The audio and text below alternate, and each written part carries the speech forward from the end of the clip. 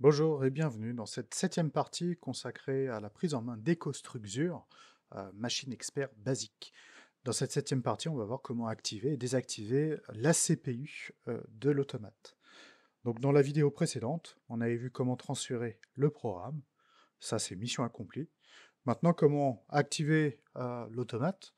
Ah bah, c'est tout simple, une fois qu'on est connecté, donc là, je vois que je suis en ligne, si je regarde dans la barre d'onglet, la barre d'outils, pardon, en haut, je vois que je suis en ligne, il n'y a aucune erreur.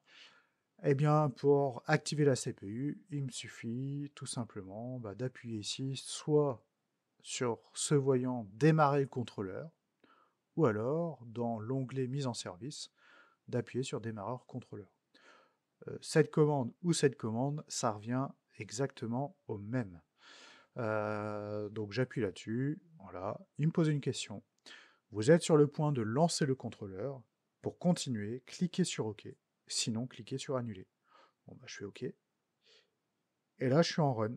Là, je suis en run, donc j'ai bien activé le programme, j'ai bien activé l'application. Je le vois ici, l'onglet Run qui est passé au vert. Et j'ai le bouton arrêter le contrôleur hein, qui s'affiche ici en rouge, hein. Donc on est sur des symbolisations connues, hein, run lecture, stop pour arrêter.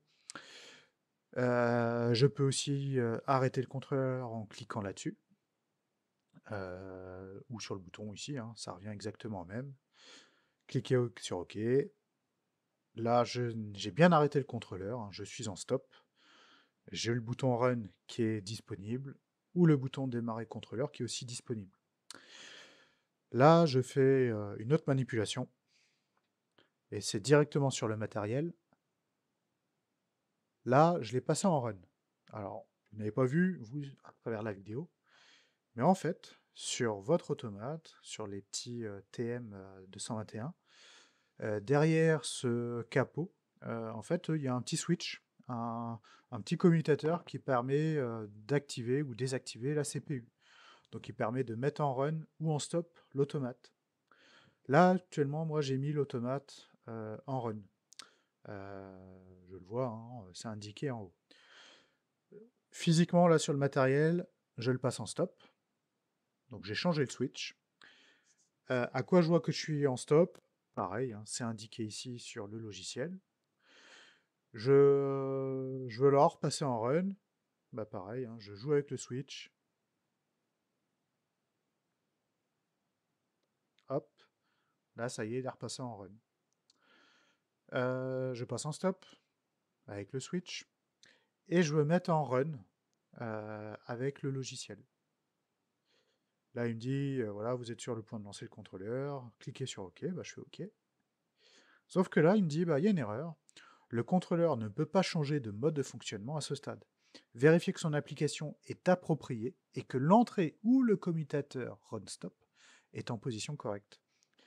Si le contrôleur est à l'état halt, vous devez l'initialiser. Donc là, moi, le contrôleur n'est pas en halt. Par contre, effectivement, hein, le petit switch, il n'est pas à sa bonne place.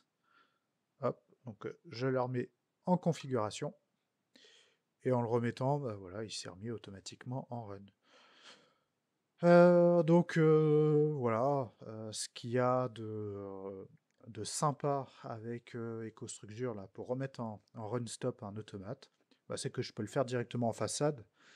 Et c'est un switch de position, run, stop, et il n'y a pas de position reset ou de position supprimée, par exemple, qui risquerait peut-être de me supprimer tout le programme et toute l'application qu'il y a dans l'automate. Donc ça déjà, c'est super. Après, bah, il y a les commandes rapides, pareil, hein, qui sont assez intéressantes, hein, qui permettent d'arrêter ou de démarrer assez facilement et assez rapidement l'automate. Sinon, voilà, hein, vous avez l'habitude d'aller dans mise en service, hein. N'hésitez pas aussi à utiliser ces commandes-là. Voilà pour cette partie d'activer et désactiver l'automate.